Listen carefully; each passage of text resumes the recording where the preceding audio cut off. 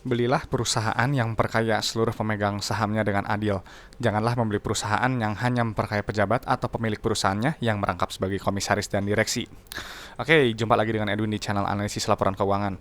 Untuk sesi kali ini saya mau bahas Bank Neo Commerce ya, BBYB. Ini saham request ya, jadi kalau teman-teman ada saham request langsung tulis aja di kolom komentar supaya nanti saya bahas ya gitu.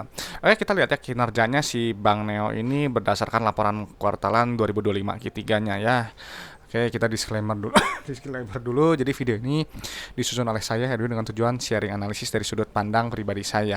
Ya, jadi si materinya ya ini cuma sifatnya edukasi dan informasi umum ya, bukan rekomendasi investasi dan tidak dimaksudkan sebagai ajakan beli, jual atau hold saham yang dibahas ya. Neo Commerce ya, BBYB. Dan jadi setiap keputusan investasi sepenuhnya jadi tanggung jawab masing-masing teman-teman ya.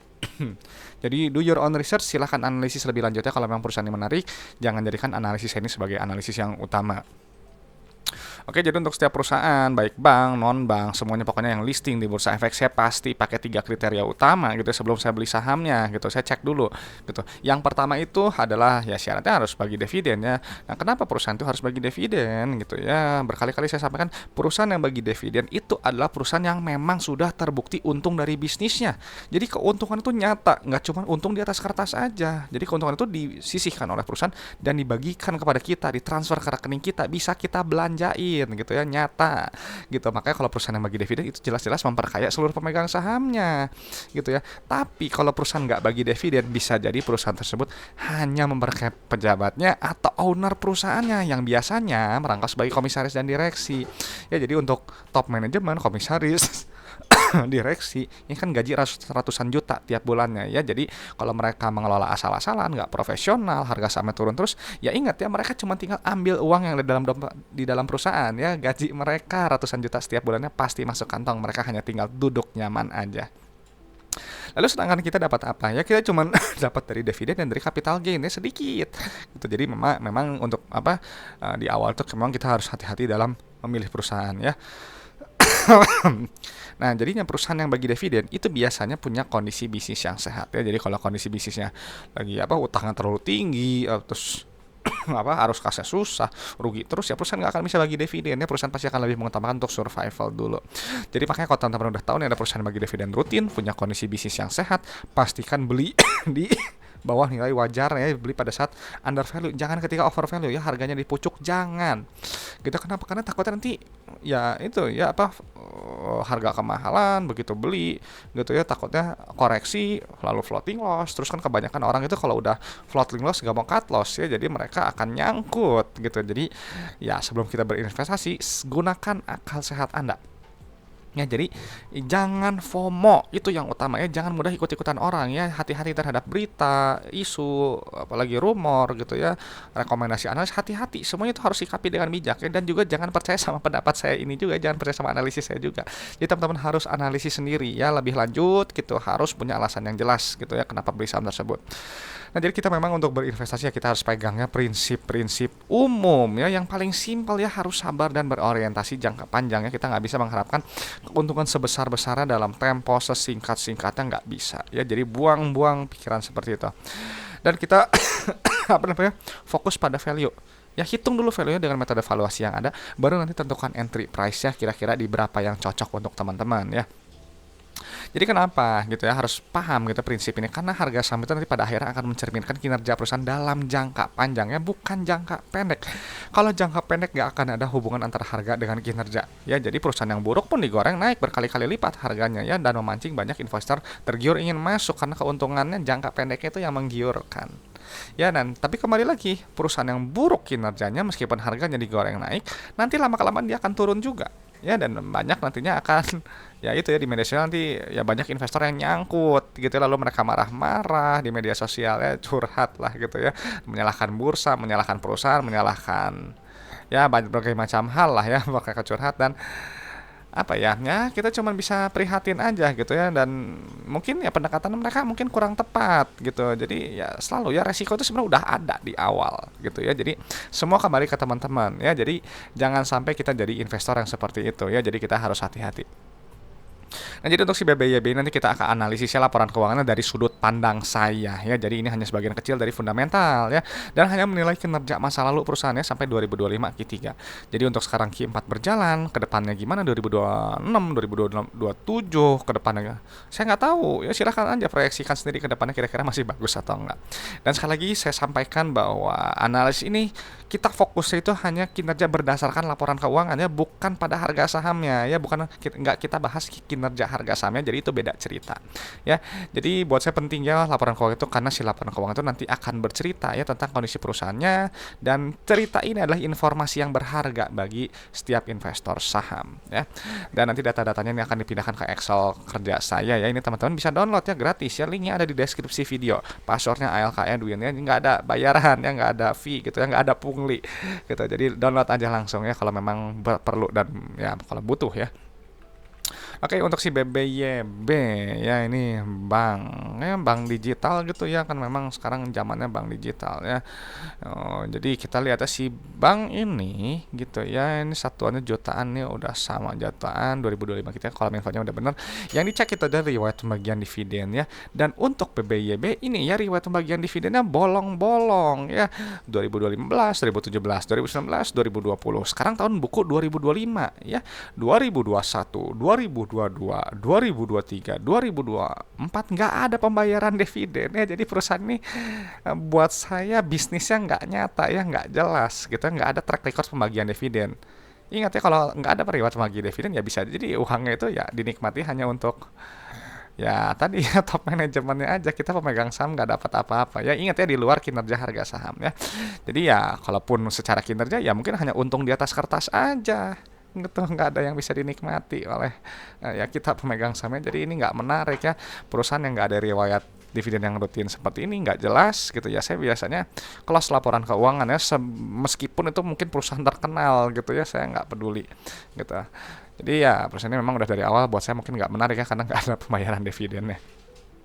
Oke, langsung kita cek ya untuk bagian Kastara Kas ya yang ini. Dan teman-teman tahu ya, ini perusahaan non-bank, dan mungkin untuk teman-teman yang udah biasa menyimak analisis saya yang perbankan pasti udah ngerti lah ya cara isi si tabel Excelnya ini. Dan untuk teman-teman yang masih baru atau mungkin pertama kali isi Excel ini Excel yang saya gunakan ini itu saya bikin hanya versi yang non-bank ya. Jadi untuk pengisian laporan keuangan yang perbankan nanti disesuaikan aja, ikutin aja ya step by stepnya yang saya lakukan gitu.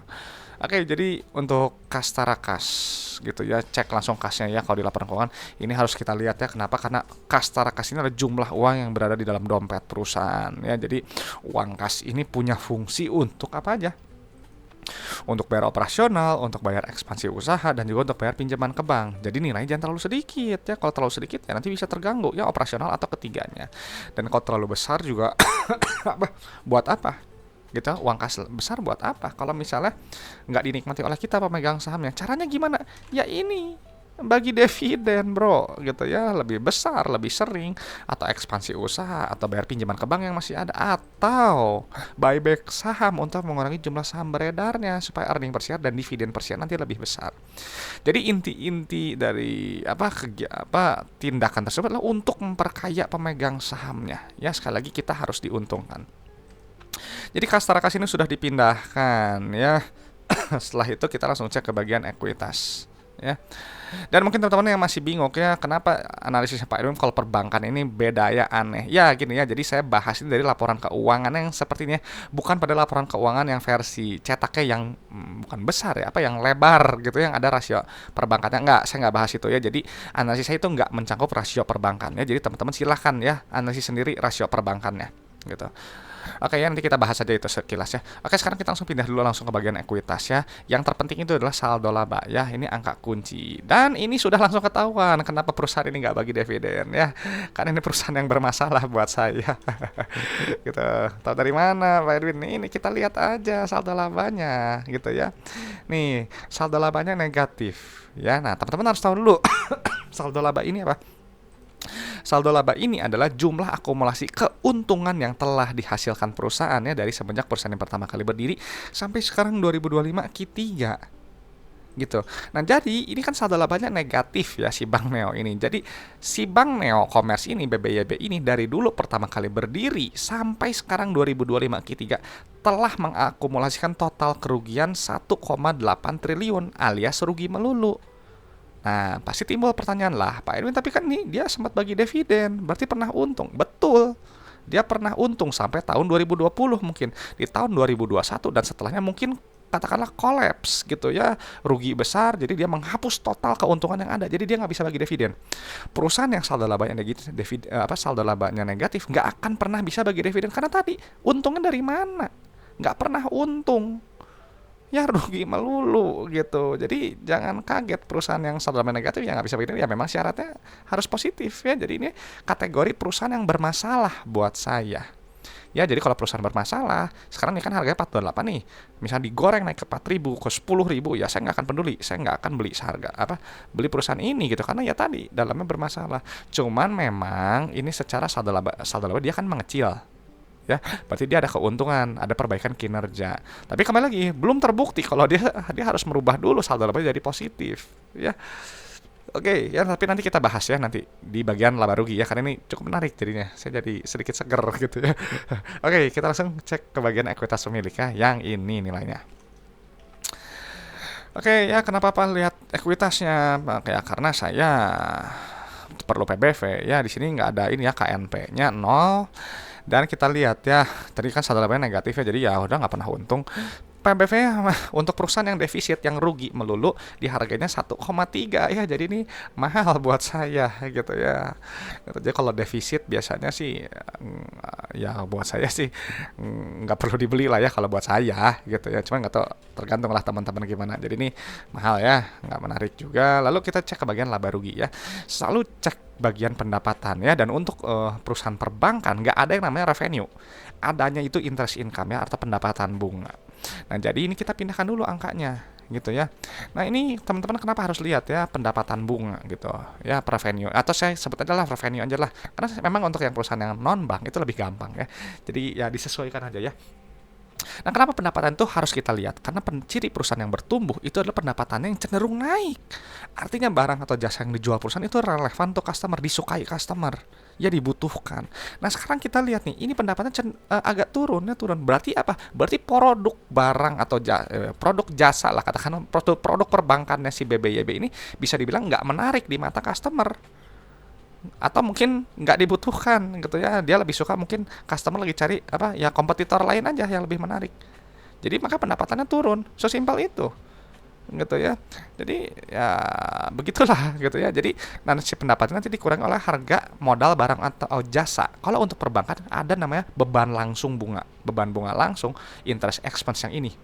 Nanti keluar pendapatan bunga bersih ya. Nah, ini pendapatan bunga bersih ini setara dengan laba bruto ya buat saya gitu. Jadi ini nggak ada di textbook gitu ya. Jadi ada yang bilang ini kok analisa Edwin, Pak Edwin ini nggak ada di textbook. Ya memang nggak ada di textbook. Anda buka buku akuntansi gitu nggak akan ada yang kayak gini ya untuk perbankan nih.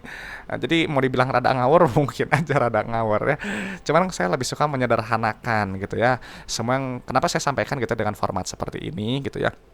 Saya jelaskan satu persatu gitu supaya teman-teman itu ngerti gitu, nggak textbook based banget gitu ya, karena kaku gitu ya.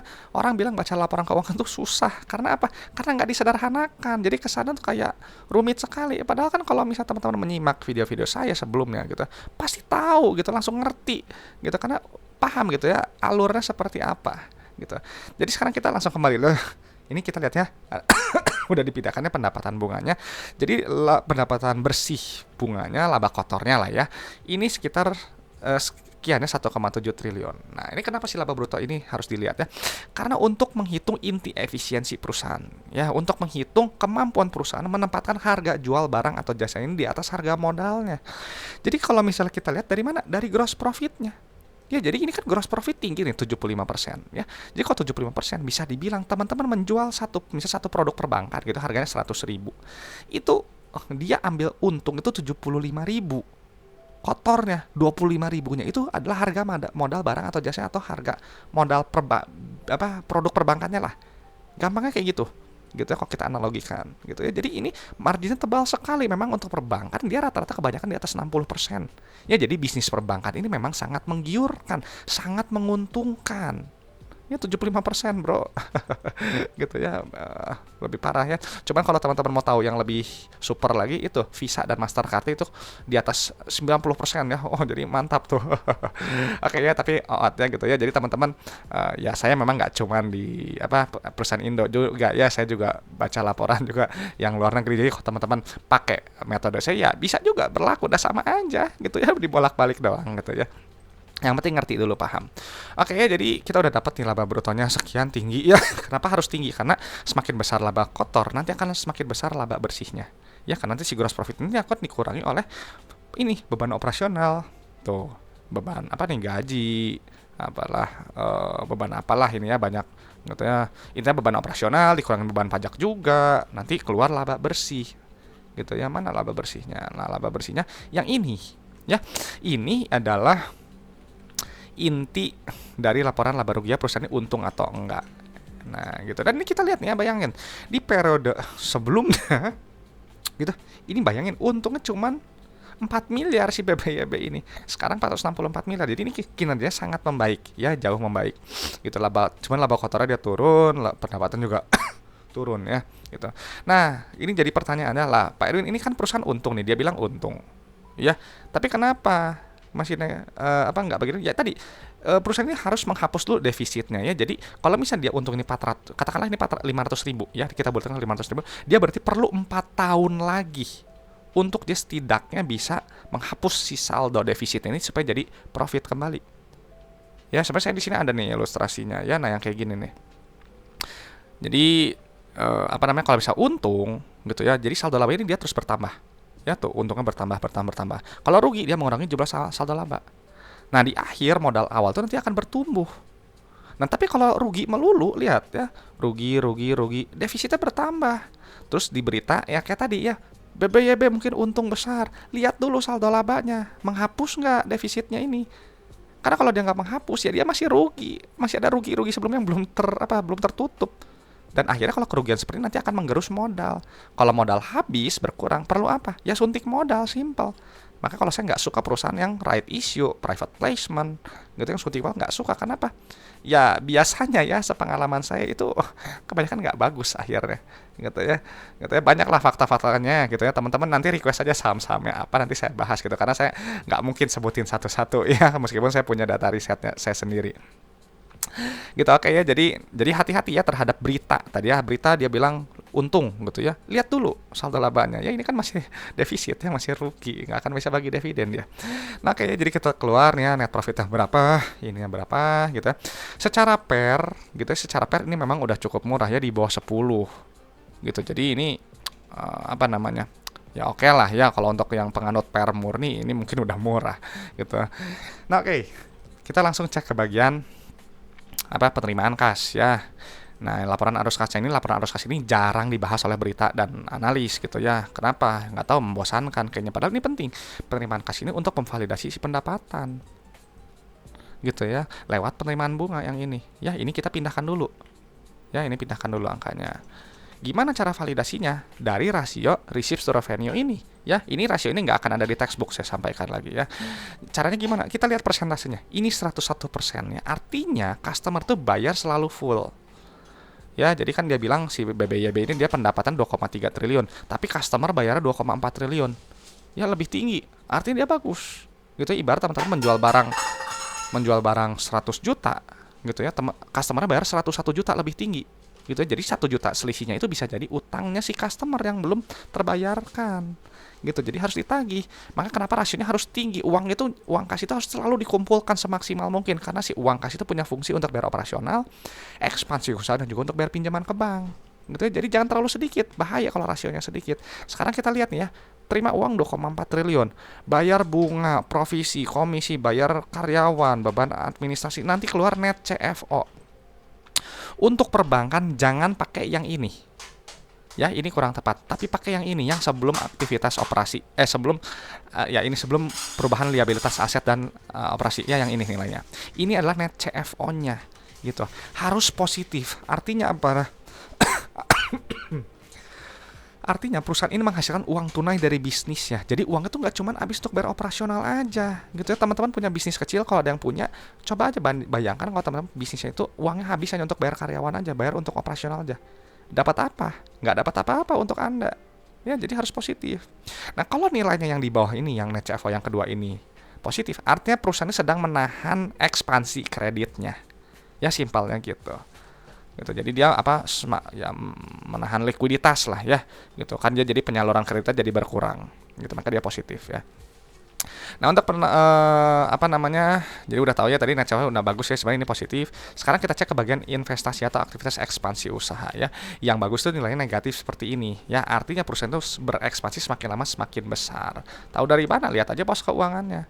Tuh pembelian efek-efek ya, terus apalagi tuh perolehan aset tetap ya, belanja modal dan capex-nya tuh. Jadi dia semakin lama semakin besar. Gitu. Ya, bagusnya sih negatif seperti ini ya.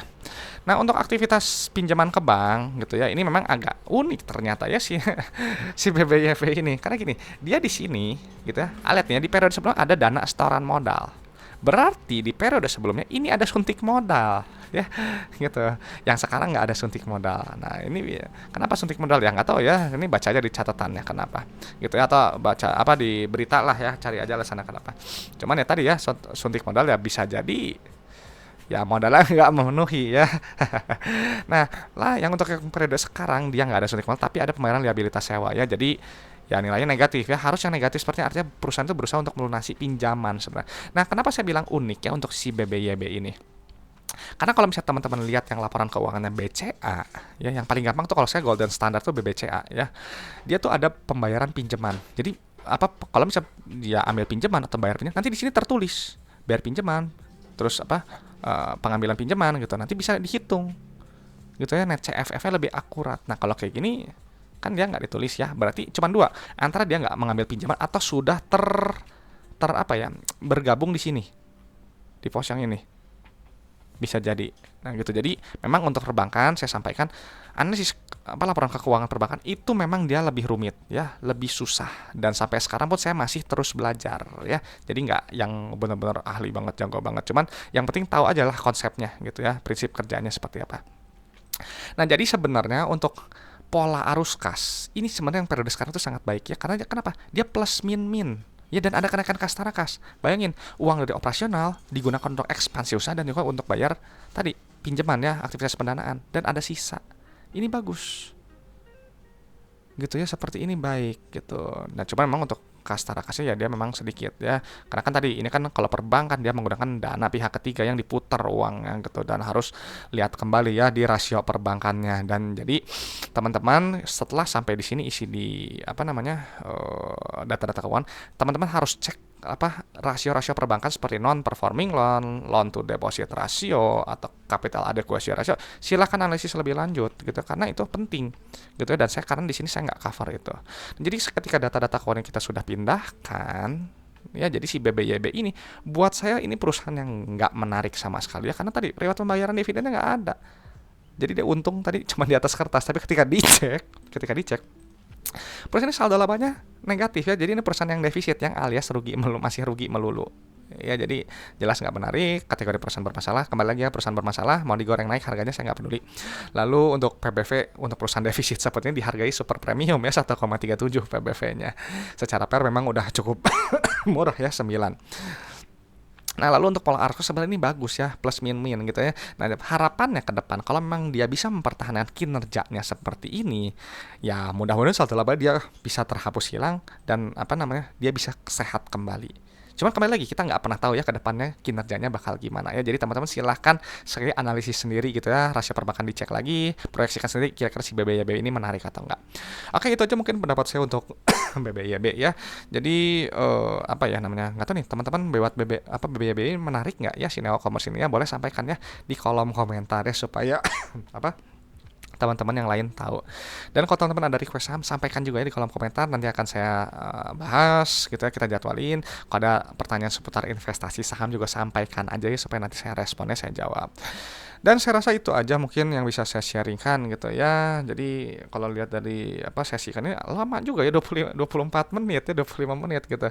Padahal ini sesi apa edukasinya udah dipotong ya, karena kalau teman-teman lihat apa video-video lama saya pasti ada edukasi tambahan yang lebih panjang ya.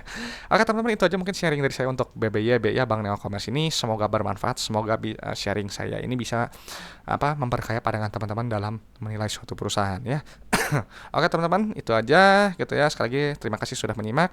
Saya Edwin dari channel Analisis Laporan Keuangan. Sampai jumpa di video-video berikutnya.